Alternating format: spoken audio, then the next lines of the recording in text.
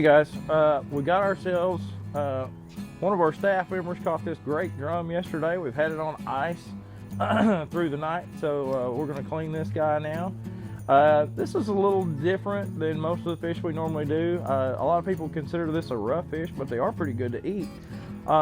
So we're going to take this guy. Normally I would either scale something and leave it whole, or I would just go on and fillet it. Well, today we're going to do something a little different. We're going to we're going to scale it first, and then we're going to fillet it. We're going to leave a little skin on for one of the recipes we like to try with this fish.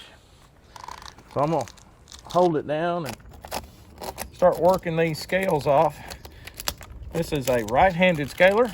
I am a left-handed person, so it's going to be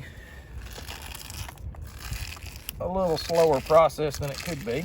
But if you notice how well they're stripping off.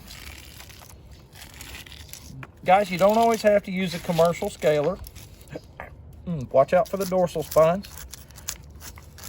There are spines in the dorsal fins of these fish. And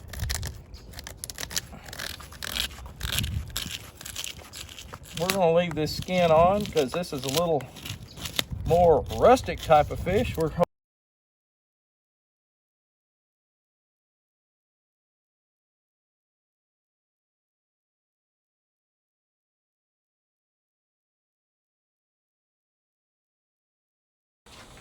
Now guys, if you scale a lot of fish and you go to cooking them, if you leave a scale on there, everybody's going to give you trouble.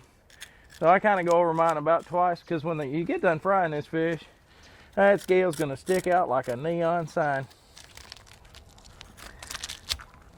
So we want to be careful, take our time, get them all. We got one fish. It's a nice sized fish. We're gonna have a lot of meat out of this guy, so there's no sense getting in a big rush. We're not processing a bunch of fish today.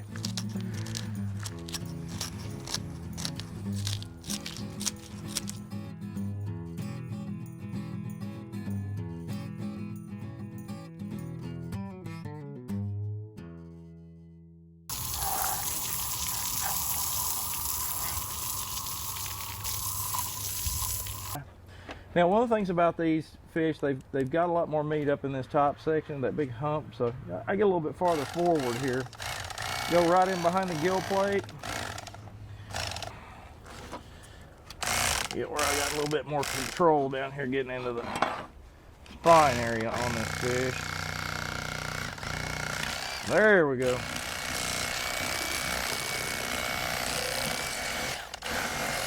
And guys, the bigger the fish is, more difficult sometimes it is to get through the rib cage. Low pressure, just bury your knife just a little bit.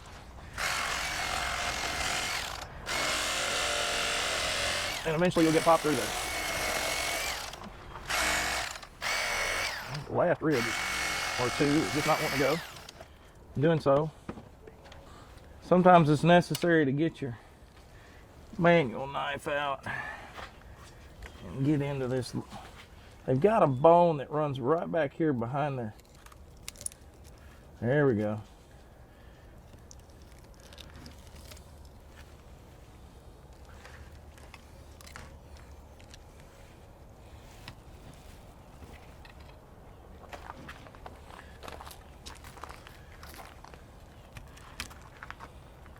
Sometimes you just got a bone you got to cut around. So we're gonna keep getting as much meat as possible.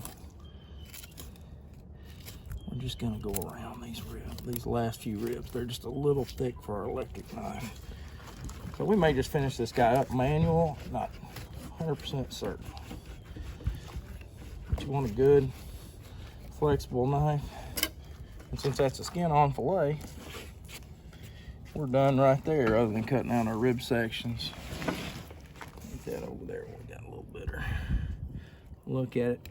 But if you notice these compared to most of the panfish that we normally will fillet, the bones in this fish are much heavier.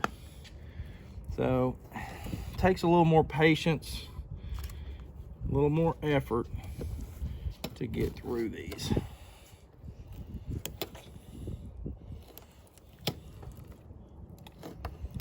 But we want to just keep going to get as much meat as we can.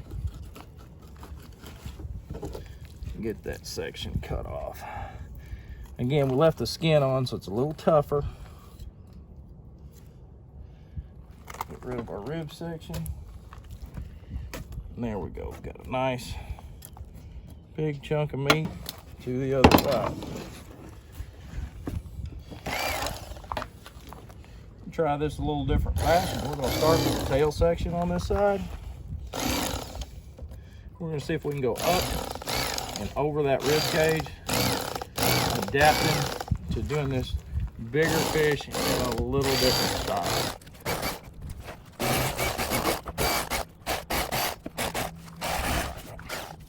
I'm going to fillet to the rib cage and not worry about going through it.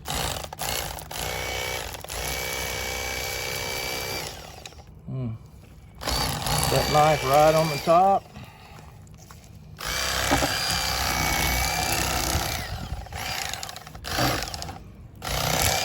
Put in here to our fillet. Okay. Now we're back down to our ribs. Now we don't have to worry about meat. Just cut straight through those ribs.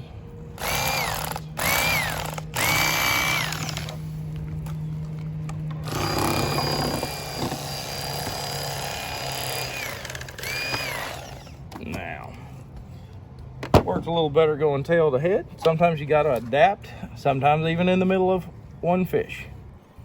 All right, feel your bones.